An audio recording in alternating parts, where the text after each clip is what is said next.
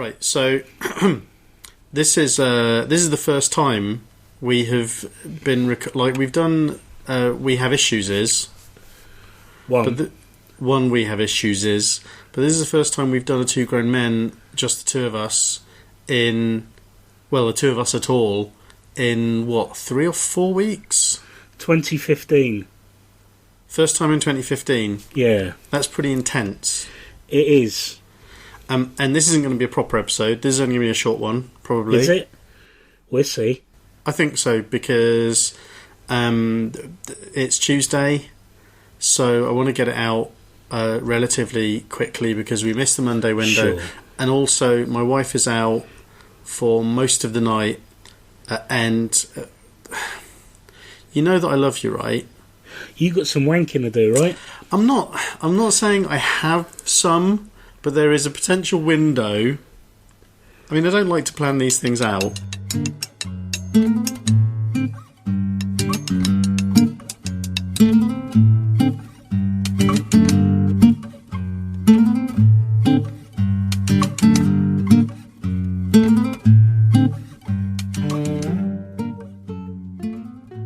Do you know, I'm off work again at the moment, so I'm home alone every day. I can't be bothered. I can't muster up the enthusiasm for it. I can always find time to masturbate. Yeah, no, well, that's it. It's the time thing as much as anything. I enjoy it more than sleeping. No, I prefer sleeping now. Although my body doesn't know when to sleep, so my body just likes to sort of sleep in 3 or 4 hour blocks at various points during the day. Doesn't really give me much warning as to when it's going to wake me and when it's going to make me feel very tired, which is delightful. Do you think that the main reason they stopped making Home Alone films is that once Kevin becomes a teenager, the drive to do anything except masturbate when home alone... Well, it just becomes a porn franchise at that point, doesn't it? Yeah. Although I'm guessing Macaulay Culkin probably would have been up... Macaulay Culkin. Well, that makes him sound quite whimsical and cute, doesn't it? He is quite whimsical and cute. Yeah, that's true. I guess Macaulay Culkin might have been up for it by that point. Almost certainly. Right, so... he'd have been ahead of the curve as well, because he'd have been like a cam guy before cam guys were a thing. That's true. He's best known for that very YouTube-friendly picture of him straight to cam. They like to film him looking straight at the cam and doing expressions. Yeah, which is a very webcam-y sort of a thing, isn't it? It is very. Do you think he invented duck face as well? I think he did. I feel like the first thing that I should very, very quickly address is that the reason we've missed episodes isn't because James and I hate each other. It isn't because you and I hate each other, is it, James? No, I mean, we managed to make 2 podcasts together despite that. For 5 years we did one. Yeah, incredibly. Almost persistently weekly. Yeah. What's happened is since Christmas I've been quite ill for one reason and another. I've had a really bad cold, and then which made... Not only did it make podcasting a bit difficult anyway, but because I was off work, I couldn't use the studio at work, and so things were difficult. And then I had diarrhea and sickness last week, which descended on me quite suddenly. Descended on me and my wife quite suddenly, and so I couldn't record then either. And so it isn't that James and I have had a falling out or anything. Problematically, the outcome of me not being able to do the shows did lead to a couple of episodes that might cause problems for us down the line, because they've been our best critically received shows probably ever, and that leaves me feeling a bit unsure of my place in the podcast. I've become a talent spotter.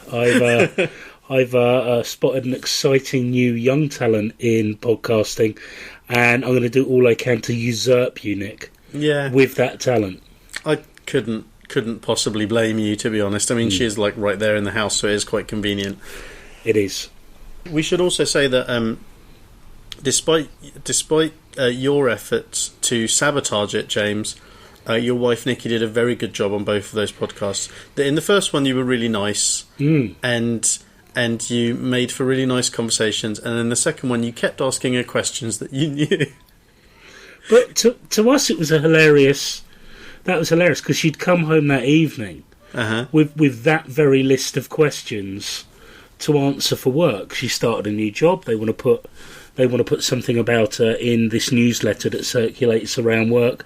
So that was the list of questions that she had to answer. So we were laughing about that over dinner, as you do. And then we decided that when you contacted me to ask us to make a podcast again that evening, we decided we'd use that list of questions as a basis for some conversation.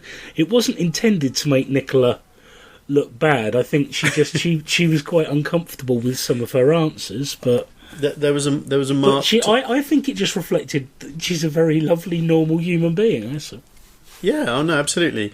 There was a marked drop in her, not her enthusiasm, but her confidence in her responses to your questions. It was funny though because you came out as the bad guy. Good, as I should. Very, very much. Quite frankly, in this house, I really genuinely am. The other two I live with are really nice people. I'm the bastard here. But as you well know, though, that was just a device for Nikki and I to talk, to allow Scarlett to interject occasionally. Anyway, so she was Scarlett. Scarlett was on fire, especially in that second one. We were her, not literally on fire. No, that would be dangerous. We were her straight men.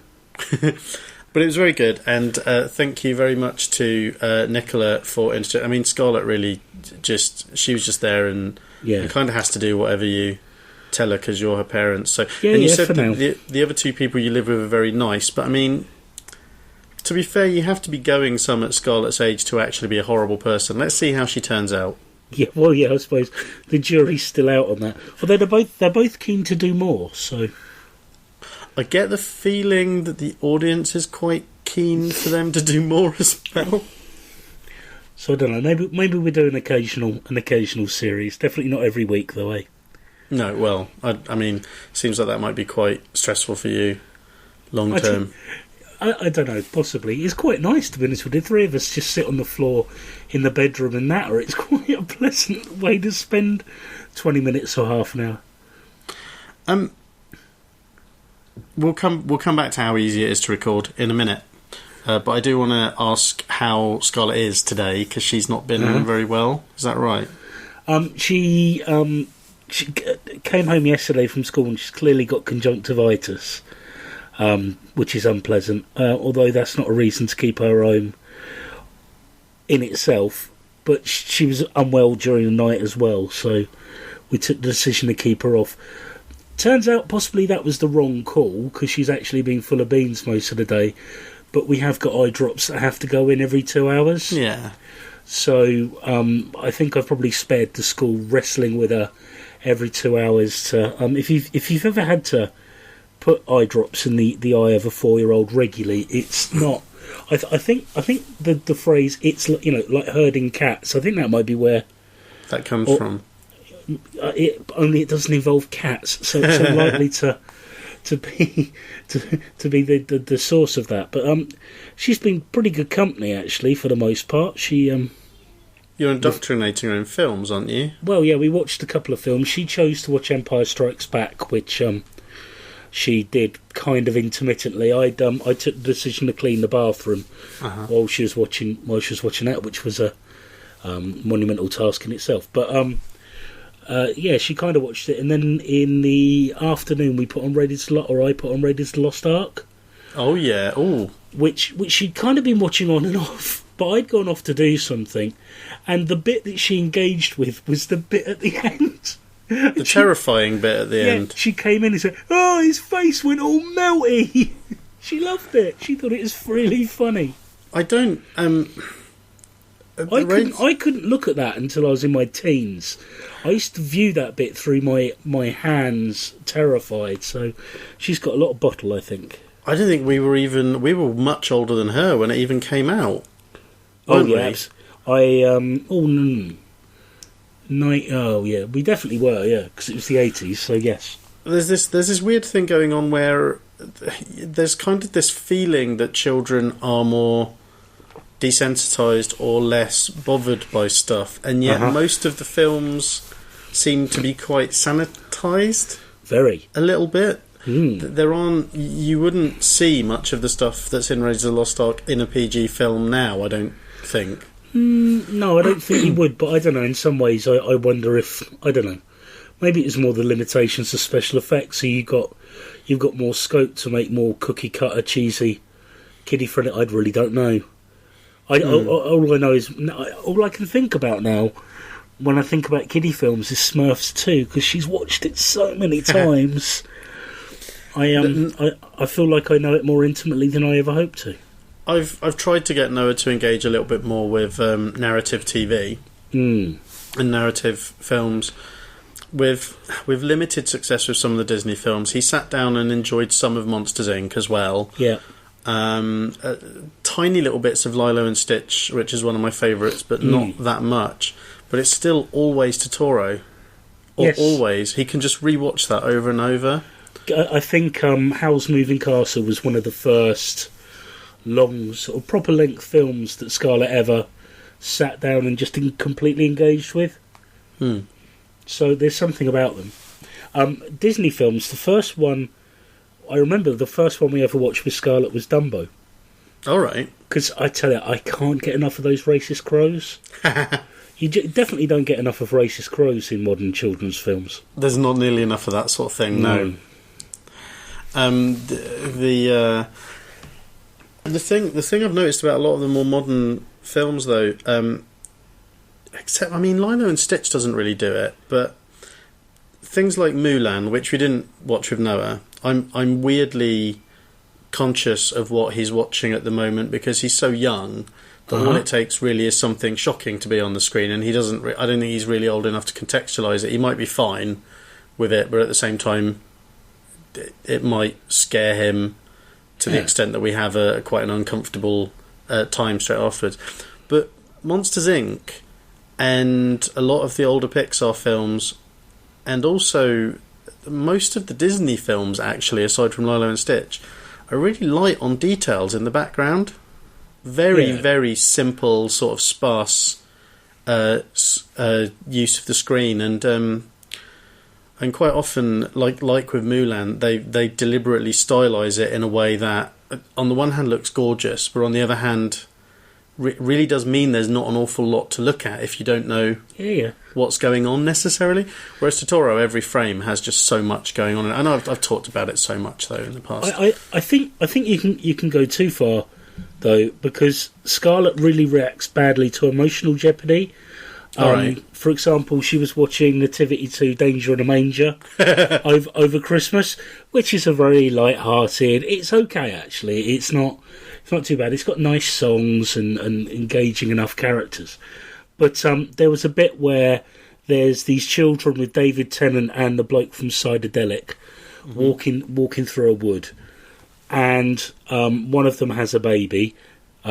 Their brother or sister, not like a young child. It's not that sort of film. But the baby goes missing at one point, and Nikki and I could tell, if we weren't in the room, Nikki and I could always tell when that happened, because she'd start crying very loudly. Oh my goodness. Because she couldn't handle that. The other day we sat down to try and watch Disney's Tarzan.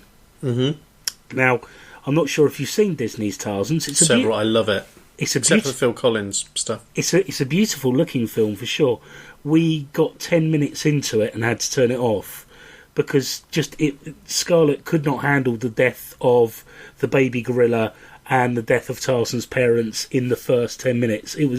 She was literally, we had to cuddle her down from the ceiling. It was tears and everything. She really blew her brains. It is pretty bleak. Frozen brushes over all of that stuff.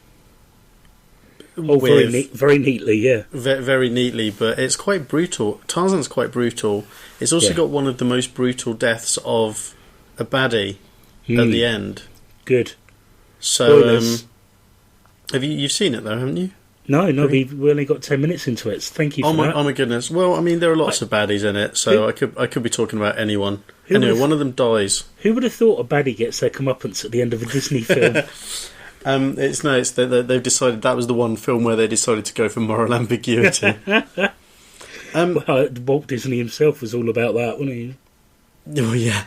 What's been going on with because we haven't talked for a little bit about the kids, I should just things that Noah's been up to that I don't think we've had a chance to mention. Okay, so I mentioned on this podcast, I think I've mentioned his love of Prince. No, the album Around the World in a Day. I don't remember you mentioning that. It's sometimes when he's eating, it's Prince or Noah. Noah. Sometimes when Noah's eating, it can be difficult to get him to, if he's not in the mood, if we've missed the window for how tired he is or whatever, he can get a bit difficult. Not like when I say Noah's difficult, I don't, compared to most children, he's just ridiculously not. But and so we quite often listen to music, which he's always loved music. I think I've gone on about how much he loves just songs and stuff since very early on.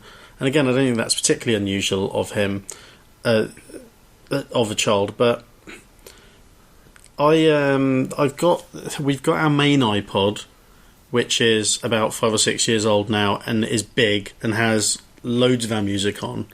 And then I've got my little old iPod Touch, which I got given as part of a project at work, which has hardly anything on, which was just my stuff. Yeah. And at one point I was Amy was out and I was feeding Noah, and she has the iPod in the car, and so I only had the music that was on my little iPod Touch, which that's also the piece of kit that I've recently listened to a couple of Bill Hicks albums and a Doug Stanhope album. There's not an awful lot of music on it, and certainly not that much music that doesn't have swearing in. And now is getting to the age where we have to be quite careful of words that might be repeated and stuff. So, but one of the things it does have is I went through a phase of picking up albums that I used to have on cassette. Okay. That I really loved, and of course that would have been late 80s, early 90s. So I've got Around the World in a Day, which is a Prince album, which is a really good Prince album on there. It's the one that's got Raspberry Beret and Paisley Park and a bunch of other really good songs on it. Okay. There's a Violent Femmes album on there, the main Violent Femmes album, the one that's got Blister in the Sun, and although I have to be careful with that. At the moment it's okay, but there's a line in it, How Can I Get Just One Fuck, which we'll have to be quite careful of. And also a bunch of Talking Heads is on there as well. Nice. And because that was all I had one dinner time, when it was just me and him, I panicked and played him some Prince. I thought, oh, well, I haven't listened to this album in a while. I don't remember this isn't one of Prince's filthy albums. Yeah. So it should be okay. And it's actually a really lovely album, but it's also one of the weirder ones. It's got lots of sitar and stuff at the beginning. He fucking loves it. Awesome. But what he loves more is the Talking Heads. I think it's called Once in a Lifetime. It's like a best of. Yeah. So, and it starts with Psycho Killer. Qu'est-ce que c'est? Qu'est-ce que c'est? And it's got loads of other really good tracks on.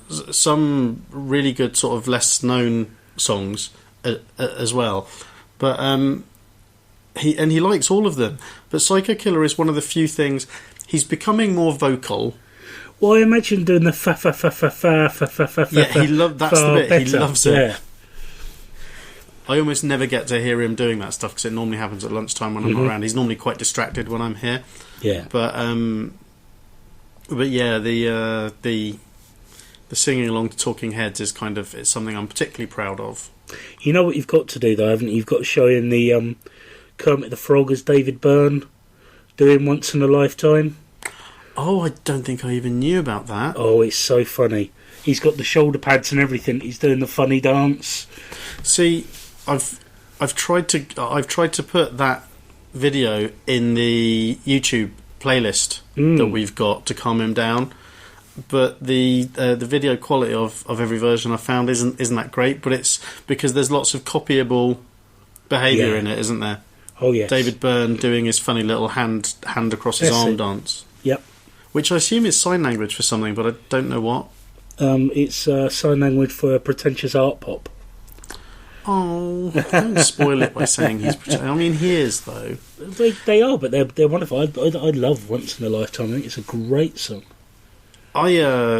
Too much emphasis on great there. I'm going to regret that later. No, it is. It's great. It's one of my favourites. Yeah, but from the film. The way I said it, it was very local DJ. Oh, was it? I didn't really register that. I was too busy getting excited about telling you that the first time I heard it was in the film Down and Out in Beverly Hills with Richard Dreyfuss and oh gosh, is it Jeff Bridges? No, it was Nick Nolte. Ah, Nick Nolte, that's it. He plays the tramp, doesn't he? Yeah. It's Bette Midler the wife. Yes, and it's I think so, and it starts with Once in a Lifetime. Mm-hmm. And the song's kind of been stuck in my head. I've just loved it ever since. I think, which makes that about 25 years I've been in love with that one song. And it was also the theme tune to the TV program Numbers, which is a slightly odder fit. Something that's vaguely related to Talking Heads that happened the other day is we were listening to the radio on the way to the shops. Lots of pram shopping. We'll talk about that in the next proper episode, probably. Because it's one of my ongoing frustrating things that's happening at the moment. And the DJ played Big Yellow Taxi by Joni Mitchell, but explained that he'd obviously just picked this up off the Wikipedia page or one of his researchers had, that Joni Mitchell was inspired to write that song by, she was staying in this hotel in Hawaii. It was her first visit to Hawaii. She looked out of the hotel window at these gorgeous mountains in the distance and was like amazed, and then she looked down and just saw a big car park, and she was like, she was just like, oh, how could we ruin such an amazing place? And I've always quite liked the song Big Yellow Taxi, because I've always kind of thought it is a bit twee, but it's quite a cute melody, and it's very catchy and it's nice, and it is kind of upbeat, and there's kind of an environmental message in there that's put in a bit of a whimsical and silly way, shallow way, but it's quite lovely. Nice. And I thought, and I've always kind of felt that it was inspired by this general, this general feeling at the time that Joni Mitchell had, that we were ruining the environment with all of this different stuff. And it's like, no, she was a tourist in a hotel in Hawaii, and she looked out and saw a car park, and that just brings me crashing back to earth. And I'm like, it feels like the song's actually a bit cheap and silly now. I think you've let cynicism make too cosy a home in your heart, Nick. Do you think? Yeah. Maybe. I don't know. I just felt like it was coming from a more holistic place. Really? Yeah, but then it would have been like, she would have come up with it, after a couple of years on a what they call, where all the hippies live. Commune. Yeah, and that would have been shit as well. The hippies were shit, mate. I mean, what can you say? They were, but it's just, I thought that song was... it just makes me think of the beach. I tweeted about this earlier on, that there's nothing more gross than tourists in a place complaining about how a place being built up is ruining the natural environment. Yeah. Because I imagine most of the people who lived in Hawaii 100 or so, who lived in Hawaii 100 or so years ago, probably quite liked it the way it was before people started holidaying there. Well, presumably, if you go back far enough, there'll be people there that enjoyed it well enough before the Americans came and said, yes, we'll be having that. It's that central tension at the. It doesn't really come up as much in the film, but the Book of the Beach has this really sardonic thing running through it, which is all of these middle class backpackers from the more traditional Western civilization parts of the world, going on about finding the most unspoiled place and then going there and spoiling it. Not realising the irony of what they're doing at all.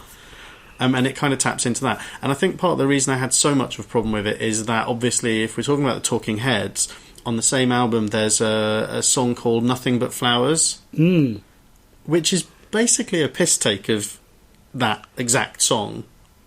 It's...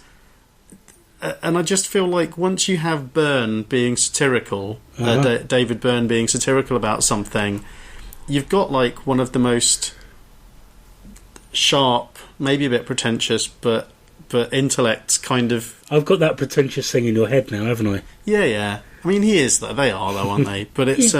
wonderfully so, though. But it's just like, I don't think that David Byrne really thinks... that it would be the most awful thing in the world if we lost some of our buildings to green spaces. You know, but I think he's... it feels like he's skewering something quite smartly there, and Big Yellow Taxi just doesn't really stand up to that sort of scrutiny. What do you think inspired the Nick Kershaw song Save the Whale, where he sings, Save the whale, save the whale, save the whale? What do you think inspired that? I think Nick Kershaw had probably been to the same branch of Butlins in Pwllheli, that I went to as a youngster, and he gets very confused between the country Wales and the creature whale. That could be. Although I shouldn't take the piss. The riddle remains one of my favourite guilty pleasures. If you can have such a thing. The Riddler remains one of my favourite guilty pleasures. I bet he does.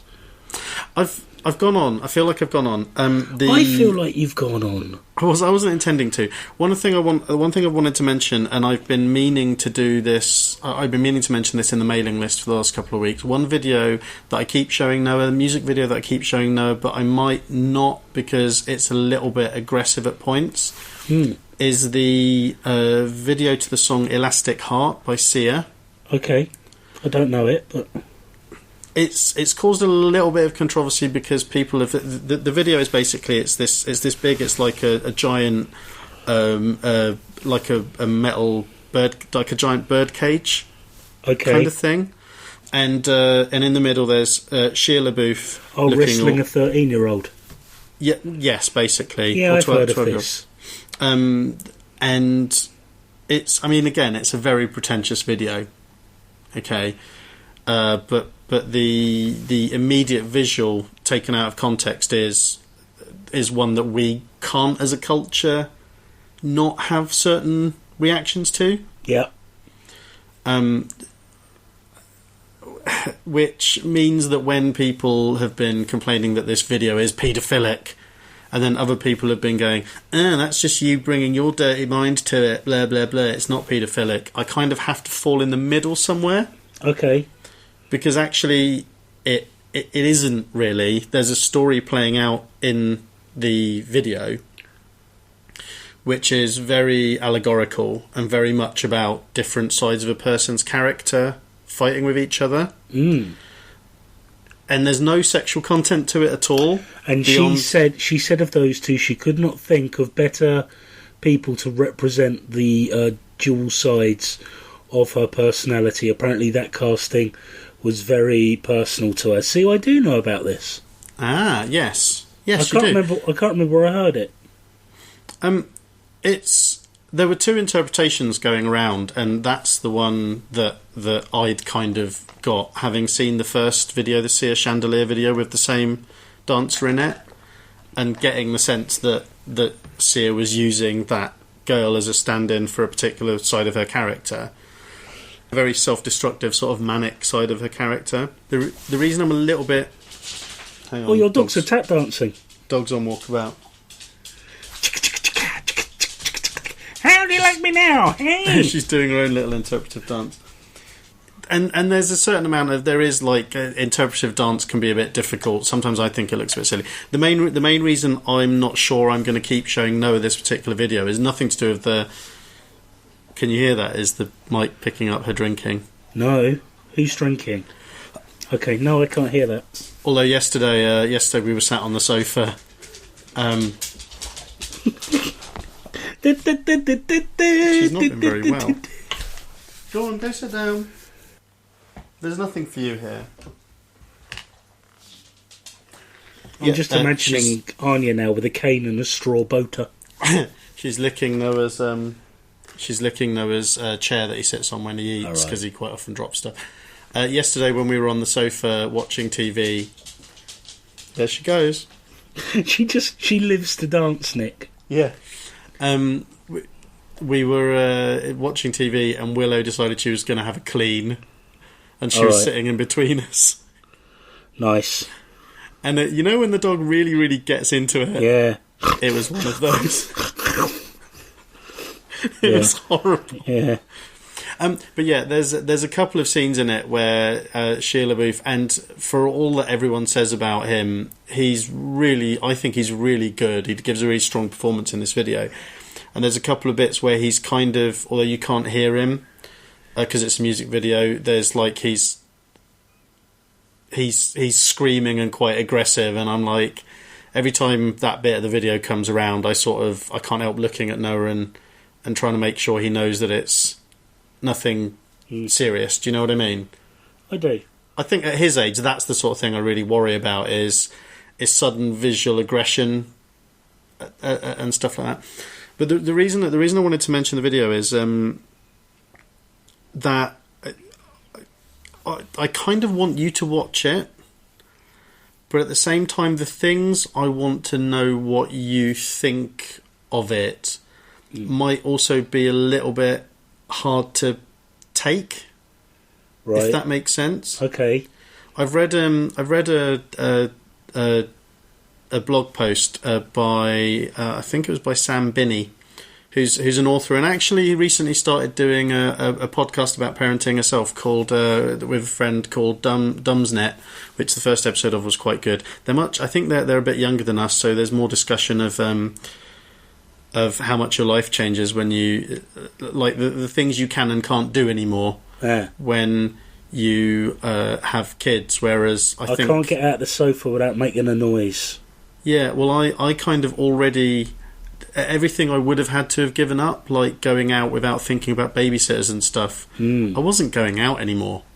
Wasn't doing any of that stuff. No. But anyway, she wrote a blog post about this particular video, and there's a particular bit in it which I think gave rise to another theory about the video, that it's about Sia's relationship with her father. Okay. Who the theory says was a depressive character, and her constantly trying to bring him round.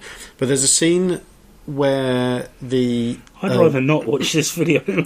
Well, it's all allegorical, and I don't know if everyone would get the same sense from it, but she had the writer Sam Binney had the same.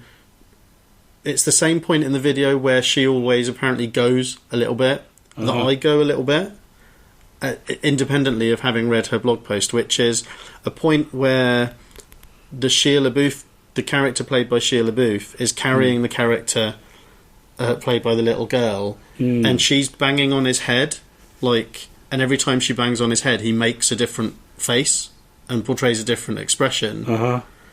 And it's just, for some reason, and I don't know what it is about it, but I get the feeling the thing it's resonating with in me would probably resonate with you as well. Yeah, I'm a bit worried about that. It's making me feel sad as it is. Yeah, well, it's kind of sad, but it's kind of beautiful as well. And I just would like to know what you think about it, and what people think about it. I have a look, but I'm awfully preoccupied about the effect depression has on individuals around you. So we'll see. I'll see how I feel. Well, you see, there's the thing. I think the thing about her dad is a red herring. I don't think that's the intention with it, although there is definitely a paternal thing wrapped up in it. And actually, it isn't really about the effects you have on other people, it's about the effects they have on you, maybe. Speaking as a person who is particularly dark of character myself, and knowing how completely that dissipates when I'm holding Noah. Oh yeah, absolutely. It comes back immediately after he's gone, obviously. but what's interesting in this video is there's kind of this push and pull where the two different sides of the character are fighting each other for most of it, but then there's a point at which the one side of the character is trying to pull the other side of the character out of its comfort zone, which I found really interesting. It's kind of a manic depressive sort of thing, not like manic depressive as in someone with manic depression, but there's the manic side of the character and the depressive side of the character that we all kind of suffer. The thing I really wanted to talk about, and I'm conscious that this hasn't been a short episode, the short episode I promised. You're a liar. But the thing that I kind of want us to pick up on later on, it's I owe you a bit of an apology, because over the last couple of days I kind of, without thinking, gave, and hopefully you don't mind me saying this on mic, I've been struggling a little bit with my own particular mental issues, and we've missed I missed a couple of episodes of this, and we were running a little bit late with this episode, and so that's why I think when we talked about it yesterday via text, it maybe felt like I was talking about this show. I was talking about 2GM. Okay. But actually, it's one of the things, like when people talk about parenting, this is the thing that really brings it to parenting, really. People quite often talk about how much time they lose and how much time the kids take up and how much less time you've got. And the thing, I've never felt that, having a child, and I'm not worried about feeling that with another child right around the corner, because I never have trouble spending time with Noah at all, and the same kind of goes with spending time with you on this podcast. But the thing I was trying to get across when I was talking to you, and listener, sorry about this, because this is kind of it probably feels like I'm coming in halfway through, but there is a halfway through a conversation, but there is a moving parts to this that I think I'd like to talk about in later episodes. Oh. I think that you and I, James, we're very different, but we end up in similar places. Yeah. Okay, so we've both got a level of anxiety and depression in our characters. Uh-huh. But the thing I've been thinking about today, because I was trying to explain it to you a little bit last night, was I think with you, the depression is the main thing, and a lot of your anxiety comes out of the depression. Mm-hmm. Whereas with me, it's almost exactly the opposite way around. Sure. I'm a very anxious person. I've got lots more nervous energy than I think is necessarily healthy. And when I get depressed, it's quite often because of a cumulative... Well, actually, normally it's because of a breakup or something awful that happened at work. When I get proper big depressed. But the little depressions, which are the one I've been kind of suffering from a little bit recently, it's a build-up of all of these different anxieties I've got. Sure. I feel very much like I've got lots of plates spinning. And I guess, okay, what's the best way to describe it? I might be misusing this word, but what bothers me, what really chips away at me is entropy.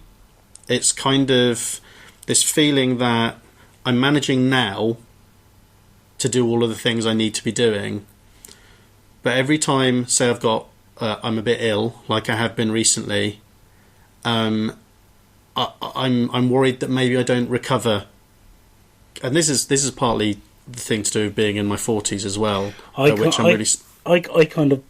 kind of think I know where you're coming from. This sort of growing sense of decay. Yeah, exactly. This feeling, well, okay, that most people, when they have a cold, when they have a really bad cold or whatever, or they are starting to struggle to keep on top of things. Like all of the different projects I've got going on, like the other podcasts we do and all the other things I want to do, every time I drop the ball once, it's harder to imagine that I'll get back on top of it again. Yeah. If you see what I mean. And so that feeling of being stretched thin, which has never really... I didn't spend most of my 20s doing very much, so this is all new for me anyway. There's this slight concern that, okay, well, I can manage a little bit of stress for a while, or I can manage to be a little bit ill for a while. The big problem we've had in the house over the last few weeks was when Amy got ill as well. Like, I'd had a few days off, and Amy's heavily pregnant, but she's been holding things together. But then when she got sick with the sickness bug, and I was still not very well, because I didn't get it until a little bit after her, but I still wasn't very well because of my cold, suddenly I'm like, well, who the fuck's gonna handle everything? We can sustain what's going on as long as Amy is as strong as Amy has been, which is kind of an unreasonable requirement of her, to be honest. I can empathise. I live in fear of Nikki getting ill. It's quite nerve-wracking, isn't it? And at the moment it feels like I'm getting lots of little things like that, lots of reminders that maybe...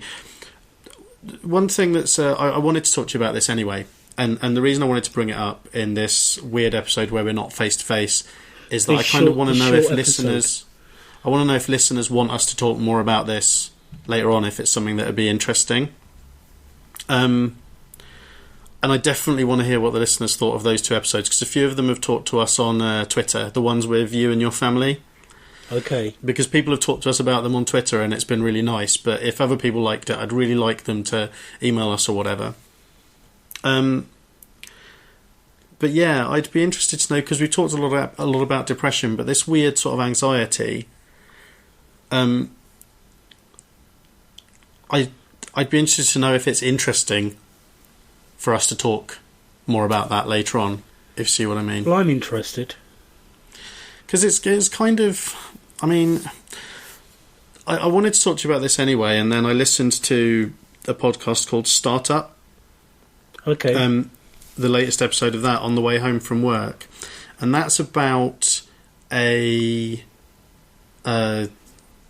well, literally, it's about startup. It's like a storytelling podcast or almost a documentary podcast about the guy who's doing the podcast is also trying to set up a podcast network. Okay. And they've got a few good shows on. They've got like another podcast in their network and stuff like that. It's quite an interesting listen if you're into that sort of thing. They're very engaging. But the episode that I listened to today was called Burnout, and it was about this feeling that people in the office are getting. The company are getting, that like they've been working, because they're working for a startup, they've been working for this like ridiculous hours, like going home at 4 a.m. in the morning and then going back into the office at 9 a.m. And we're at a point now in the story where some of them are starting to think, well, it's fine if I do this, I can do this for maybe a couple of months. Yeah. But what if this is normal now? Yeah. How long are we going to be able to keep functioning like this? And that's that idea of the new normal is one that I think about quite a lot, and I've been thinking about recently. Well, okay, is there ever going to be a point when I'm not coughing a little bit?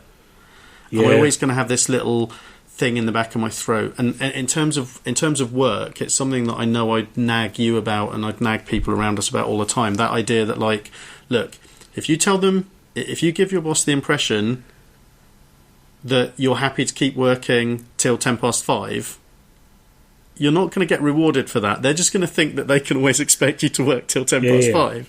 And things creep. Yeah. You know what I mean? Mm-hmm. Things have a tendency to get worse in increments rather than... So anyway, I'd like to know if that's interesting to anyone. Let's cheer me up. Cheers for that. Sorry, dude. God. Well, I mean, you know... It's all right. Like, I've got a counselling session tomorrow, so hopefully she can deprogram me. Well, I'm just stuck with this. It's just me. My wife. There's help if you want it, Nick.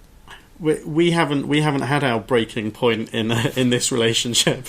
Good. I mean, you and I have probably lots of times. Oh, I mean, Amy and I. There hasn't. You know, we both have very practically minded wives, but Amy is. Every few months I'll have a bit of a breakdown. Yeah. and she'll be very good for that evening. Yes. But a lot of the time she just doesn't understand. Which I can't blame her for, but it's... yeah, so she's going to come home from being out, and I'm going to be like... Oh, dude.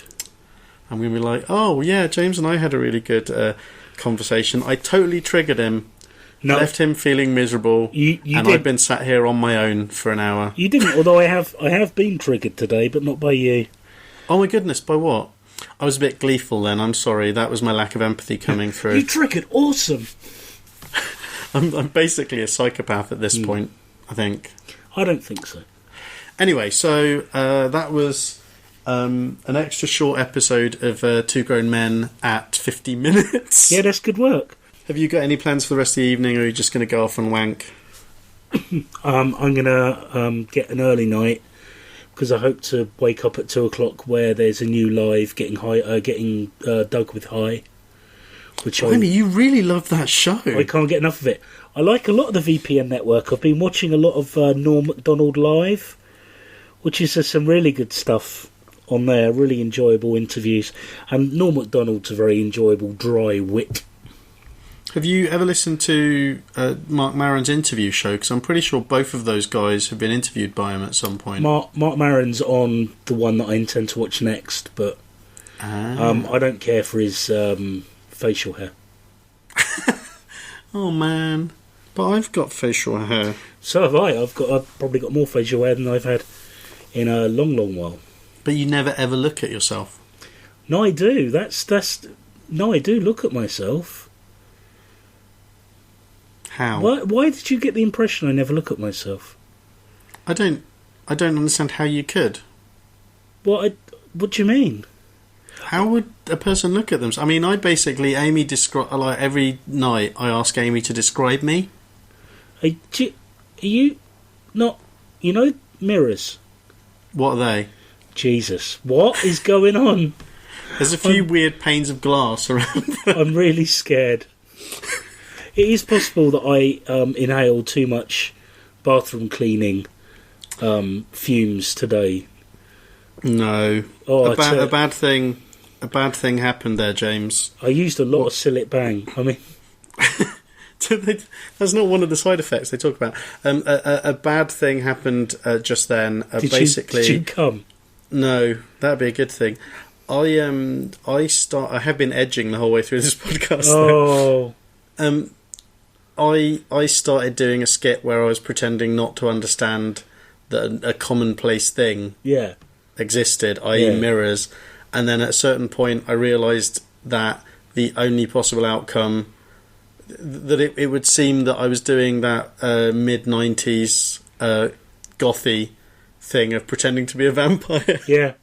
Which I absolutely didn't want to do, so I lost all stomach for the skit, to be honest. I think that's it. If you're going to start improvising, Nick, you got to commit. Yeah, I can't commit to a mid-90s goth pretending to be a vampire thing. I prefer the 80s versions of goths, because they befriended me and lent me albums. The 80s version... Dead Kennedys as well, very punky goths. Oh, I wonder if I've got any Dead Kennedys. I bet Noah would like it. Too Drunk to Fuck is I've said to Nicola on many occasions that she has to play Too Drunk to Fuck at my funeral. Although, to be fair, it's not true. I don't think I've ever... Yeah, no, of course I have. For not what, being too drunk to fuck? Yeah, I just never tried when I was that drunk, that's all. Why would anyone want me to? Anyway, oh God, I mean, I must be unpleasant enough at the best of times, but God, drunk as well. Oh, the last thing you want me is having sex on you with no inhibitions. For no apparent reason, while I was sitting at work today, a bunch of 90s industrial music occurred to me. I think there were only really two. There was a song by Sheep on Drugs, and I can't remember which one. Okay. Exactly. Well, there's so many to choose from. Well, also, I think it was Jesus Built My Hot Rod. Was that by Ministry? Yeah. That's a song and a half. I wasn't listening to industrial music at that period of my life. So do you know the song I mean, though? No. I was pretending not to. No, I don't know it. It's a song and a half but it's like that song and a half crashed into each other, and there's jaggedy bits sticking out all over the place. A bit like A Day in the Life by the Beatles, right? It's almost identical to A Day in the Life by the Beatles. It is, you're absolutely right. Day in the Life is a fucking amazing song. Oh, it's wonderful. I think I've got a thing about... Look, I'm going to be controversial here, Nick. I quite like the Beatles. No, I don't think that's quite... I don't think that's as controversial as your stance on Queen, to be honest. Queen, they're kind of okay, but they're just grating.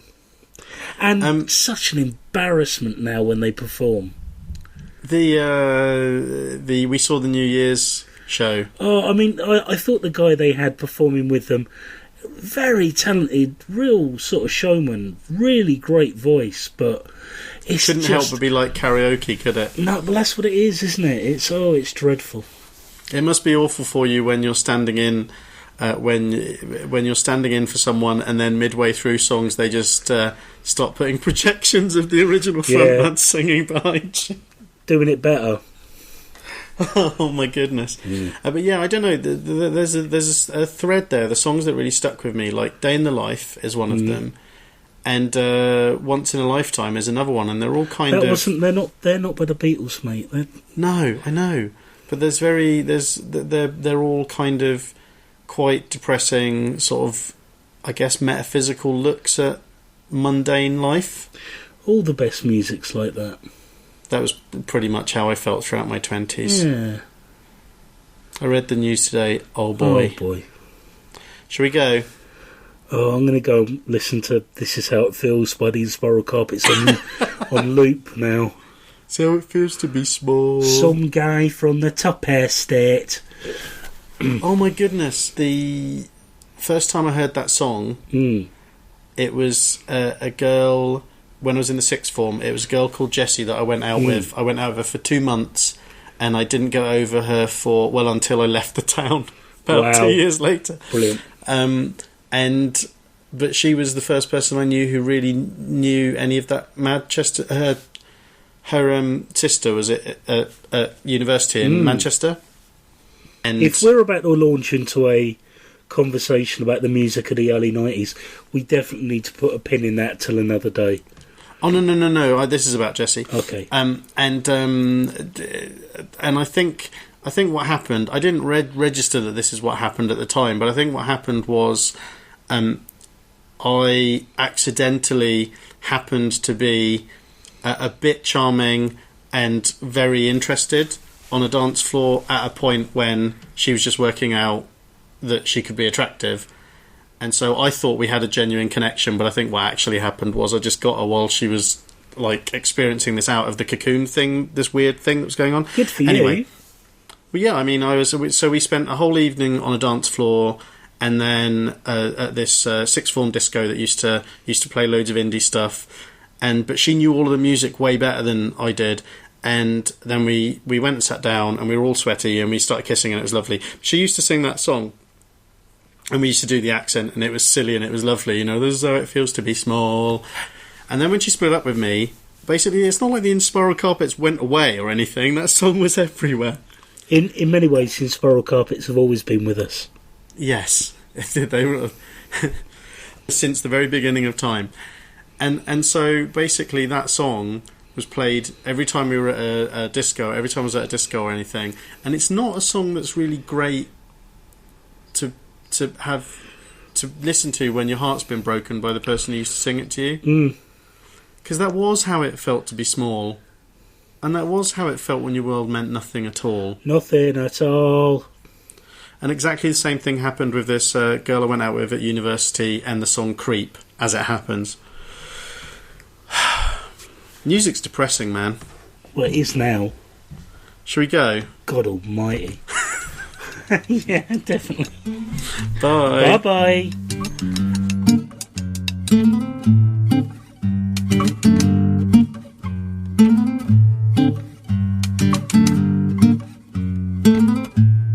I'm sorry, dude. I clearly had some stuff to get out of my system. No, that's fine. That's fine.